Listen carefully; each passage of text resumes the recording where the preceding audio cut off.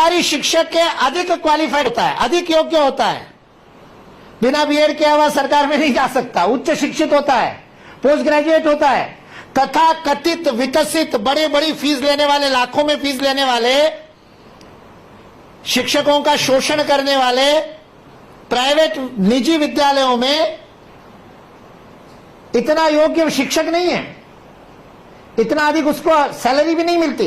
उसके बावजूद समाज सरकार पर विश्वास नहीं कर रहा, निजी पर विश्वास कर रहा है। सरकारी और चिकित्सा के संस्थान आज भी बहुत अच्छी वहां पर यंत्रणा मिलती है, यंत्र मिलते हैं, अद्ययावत यंत्र मिलते हैं, सरकार मंगवाती है।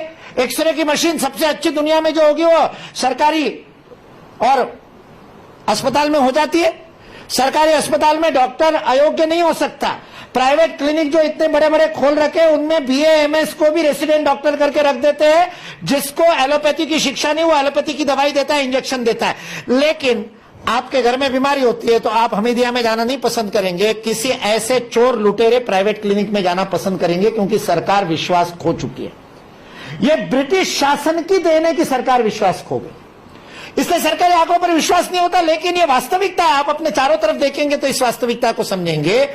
आज प्राथमिक शिक्षा का जीईआर, ग्रॉस एनरोलमेंट रेशियो, ये 95% पार कर लिया है भारत में। यानी भारत में पैदा होने वाले 0 से लेकर 6 आयु वर्ग के बालक में से जितनी आबादी भारत की है, उनमें से 95% स्कूल में एनरोल होते हैं, विद्यालय में प्रवेश लेते हैं।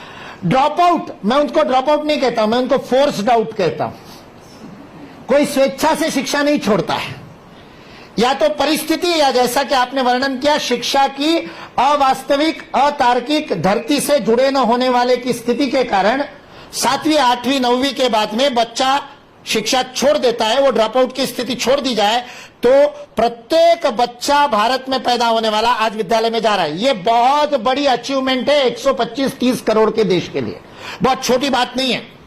इसलिए मैंने कहा मैं इस शिक्षा व्यवस्था से, इस शिक्षा पद्धति से उतना निराश नहीं हूं, और निराश होना भी नहीं चाहिए। अमेरिका की अंतरिक्ष व्यवस्था की संस्था नासा को हमारे शिक्षा पद्धति से निकले हुए वैज्ञानिक चला रहे हैं। भाई, नासा का मंगलयान भी भारतीय वैज्ञानिक पहुंचा रहे हैं और भारत का मंगलयान भी भारतीय वैज्ञानिक पहुंचा रहे हैं। और मजेदार बात ऐसी है कि भारत का जो सर्वोच्च प्रतिभा का धनी व्यक्ति है, 140 में से एक चुना जाता है आईआईटी में। 139 बच्चे फेल होते हैं तब आईआईटी में एक प्रवेश मिलता है। 140 को मार करके जिसने आईआईटी में प्रवेश लिया, ऐसा सर्वोच्च प्रतिभा का जो धनी है, उस आईआईटी का टॉपर भारत में नहीं रुकता।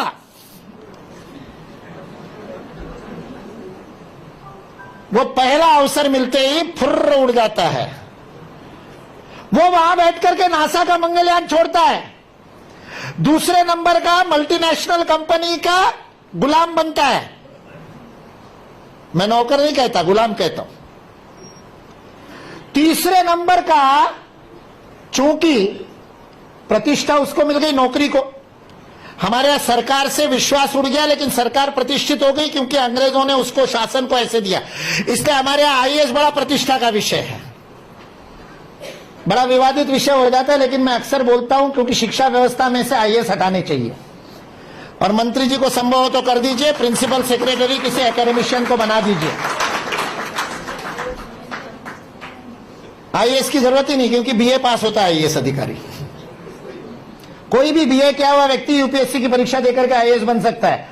आप 30-30 साल के अनुभव वाले व्यक्ति को वाइस चांसलर बनाते हो, कम से कम 10 साल प्रोफेसर होना चाहिए, पीएचडी होना चाहिए, देश विदेश में उसने पेपर पढ़े होने चाहिए, और उसको एक आपके हायर एजुकेशन डिपार्टमेंट में बैठा हुआ क्लर्क उस वाइस चांसलर को सर्कुलर भेजता है। ये कौन सी शिक्षा व्यवस्था है?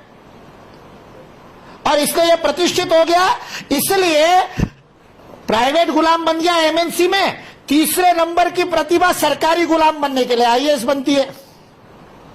देश की प्रतिभा का इससे ज्यादा दुरुपयोग और कुछ नहीं हो सकता। आईआईटी करने के बाद कोई आईएएस करता है तो मैं उसको कहता हूं तेरे से बड़ा मूर्ख कोई नहीं होगा। इतना छन छन करके तू सिलेक्ट हुआ और गुलाम बनने जा रहा है। चौथे दर्जे का शायद इसरो में जाता होगा, या 5वें का? पहले 3 तो भारत में ही नहीं रुके, 4थे दर्जे का इसरो में गया और उस वैज्ञानिक ने मंगलयान बनाया और वो मंगलयान नासा से सस्ता बनाया। नासा में नंबर 1 गया था इसी शिक्षा व्यवस्था का। इसी शिक्षा व्यवस्था का नंबर 1 जहां गया वहां से सस्ता नंबर 4 ने बना लिया। इस शिक्षा व्यवस्था को क्यों गालियां दे रहे हो भाई? इसलिए मैं निराश नहीं हूं इस शिक्षा व्यवस्था से। बदलाव आवश्यक है, पुनरुत्थान आवश्यक है, पुनर्स्थापना आवश्यक है, लेकिन उसका कारण यह नहीं है कि कुछ गड़बड़ है।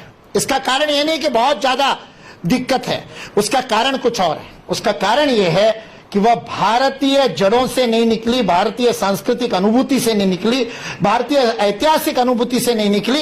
इसलिए भारत के प्रत्येक व्यक्ति की कामना को पूर्ण करने वाली नहीं है और इसलिए भारत के राष्ट्रीय जीवन ध्येय के अनुरूप नहीं है। इसलिए उसमें पुनरुत्थान की आवश्यकता है। इसलिए नहीं कि खराब है तो बहुत अच्छी। इसरो का उदाहरण इसलिए मैंने दिया, 4थे नंबर का वैज्ञानिक भोपाल के ऑटो रिक्शा से सस्ते में मंगलयान बना रहा है। पर किलोमीटर खर्चा 26 रुपया हुआ था। भोपाल में पर किलोमीटर 26 से ज्यादा लेता है ऑटो रिक्शा वाला। मंगलयान पर किलोमीटर 26 रुपए में बना। मैं आपको उसका रहस्य बताता हूं, मैंने रिसर्च किया उसके ऊपर। शिक्षा नीति में पहला परिवर्तन जो तुरंत हो सकता है, तुरंत इच्छा शक्ति चाहिए, माननीय मुख्यमंत्री जी तय कर ले और कैबिनेट में डिसीजन ले ले, आज ये काम हो सकता है और इसरो जैसा चमत्कार मध्य प्रदेश में होने लगेगा, सारे सरकारी विद्यालय ठीक हो जाएंगे। केवल एक छोटा सा नियम। इसरो के चमत्कार का कारण पता है आपको? इसरो में छोटे से छोटे कार्य से लेकर इसरो के डायरेक्टर जनरल से लेकर उसके ऊपर जो जॉइंट सेक्रेटरी और उसके बाद में प्रिंसिपल सेक्रेटरी और उसके बाद में प्रधानमंत्री का वैज्ञानिक सलाहकार, पूरी हायरार्की में एक भी आईएएस अधिकारी नहीं है, सारे वैज्ञानिक हैं। विज्ञान को वैज्ञानिकों के हाथ में दे दिया तो इस भारत में, स्वतंत्र भारत में चमत्कार हो गया। मैं मजाक में कहता हूं लेकिन ये मजाक नहीं है, इस देश का दुर्भाग्य है और बहुत बड़ी शोकांतिका है कि इस इसरो के पूरी हायरार्की में बीच में कहीं भी एक आईएएस अधिकारी बैठा दीजिए, मंगलयान उड़ेगा ही नहीं, क्योंकि फाइल ही नहीं उड़ेगी। मंगलयान तो बात की बात है, पहले अप्रूवल की फाइल तो उड़ानी पड़ेगी। वो अप्रूवल की फाइल अगले टेबल पे जाने में उतना समय लग जाएगा जितने में वैज्ञानिकों ने मंगलयान पहुंचा दिया।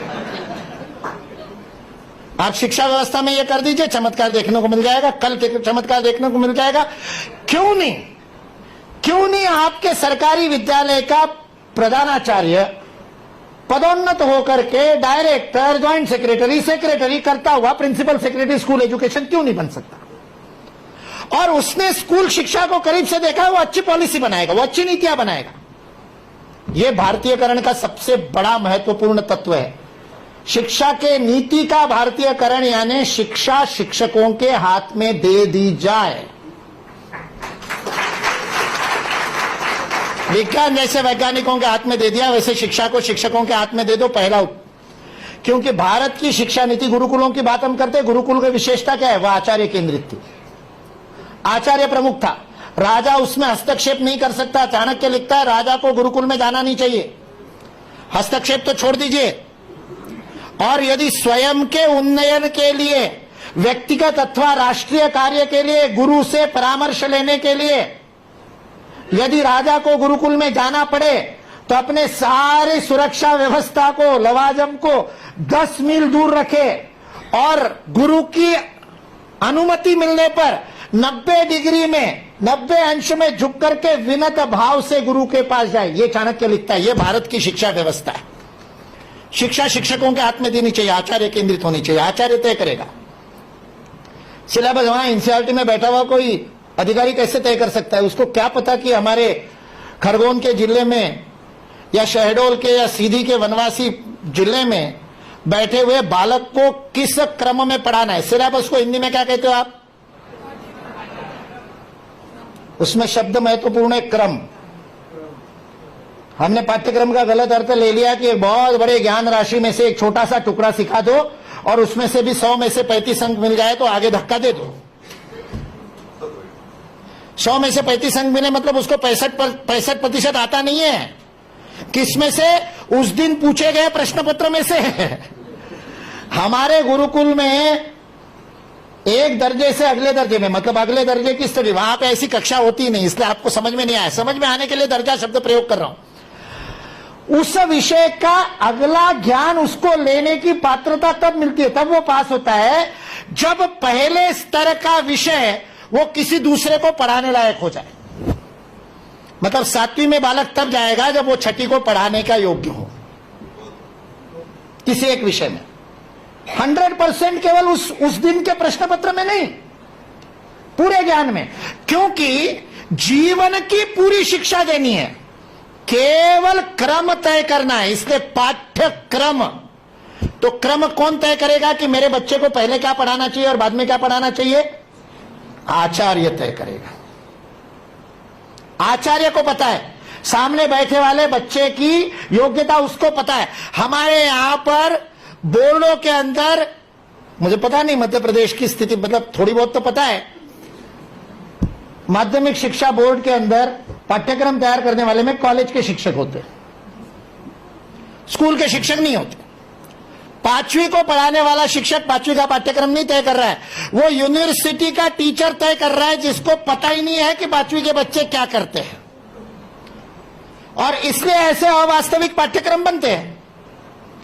इसलिए जब तक हम अपने शिक्षा व्यवस्था को शिक्षकों के हाथ में नहीं सौंपेंगे, चाहे जितने सैद्धांतिक परिवर्तन कर लीजिए, कोई फर्क नहीं पड़ने वाला।